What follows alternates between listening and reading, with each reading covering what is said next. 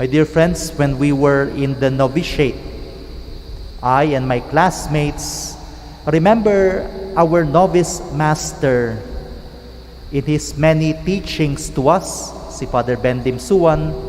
But on this particular day, I remember one street smart advice that he led us into. In one conference, he asked us, gusto nyong magpari, gusto nyong mag-brother, gusto nyong maging religious missionary. When you arrive or come upon a crowd, pag dumarating kayo, sabi niya, are you someone who disperses people? Kapag dumarating ka, isa-isang lumalayo, isa-isang umaalis ang mga tao? Or are you someone whose personality attracts people? People would like to listen to you. People will follow you. People can stay with you. People can spend time with you. At ang sabi niya sa amin, don't answer it immediately.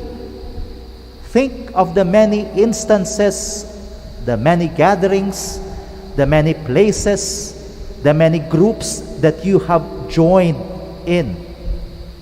And always observe, are you someone who disperses people, or are you someone who attracts people? I say street smart because it is the beginning of a very good time of reflection. However, it is not the only lesson that should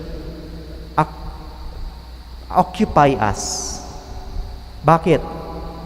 Kung ang life project natin is simply to gather people, to attract people, to keep people within us, then maybe sasabihin natin, abay tama yung prinsipyo ng mundo ngayon. Bakit? Ano yung napakalakas na prinsipyo ng mundo ng digital age? The more likes, the better. The more subscribers, the better. The more followers, the better. Click, like, and subscribe. The more Facebook friends, the better. The more Instagram, TikTok, itong mga social media, the more followers, the better. Ay mukhang hindi lang yun. Now we go to the gospel because Jesus brings us eventually to a more important lesson. We should ask, is Jesus someone who disperses or someone who attracts people? But reading the gospel, Jesus goes beyond that. His concern is definitely not to disperse people, but his concern is also not simplistically to attract people. Rather, when Jesus arrives, there will be a group who will not be comfortable. At sino yung hindi komportable sa ating pagbasa ngayon? Yung demonyo. The demon, the evil spirit, suddenly, immediately recognized Jesus. And she feels threatened. Ang sabi niya, what have you to do with us, Jesus of Nazareth? Have you come to destroy us?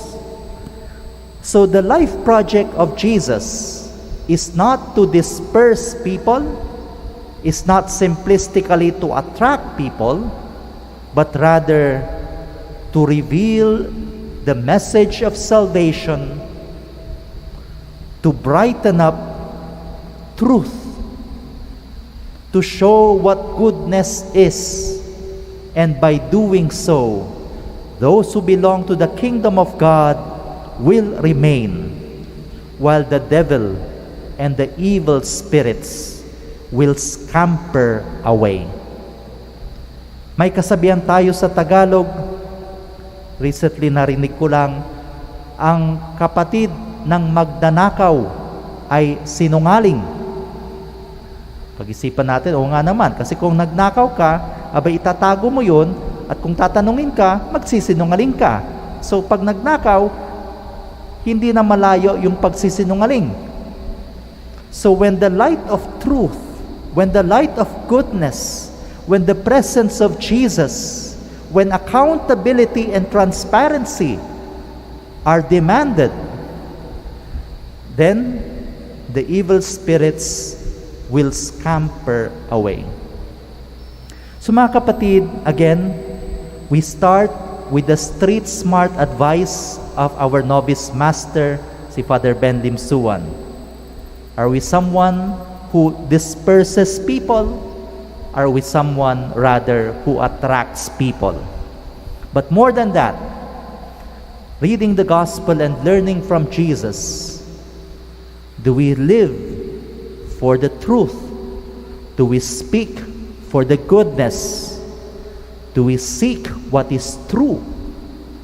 And by doing so, we hope as much as possible to be of influence, to be connected with the foundation of true goodness and beauty to people. Pero kung may masama, may hindi tama, we should also stand our ground and say, we belong to Jesus. And by doing that, we may gain enemies. We may gain haters. Pero we're not here to make enemies. We're not here to multiply haters. We are here for Jesus. And that is what matters. At ang hangarin din natin, kung nakakaramdam tayo ng kapayapaan sa mga turo ng ating Panginoon, naway ang iba maramdaman din ang kapayapaang ito by doing away with what may be evil, with what may be wrong, with what may be contrary to the gospel of Christ.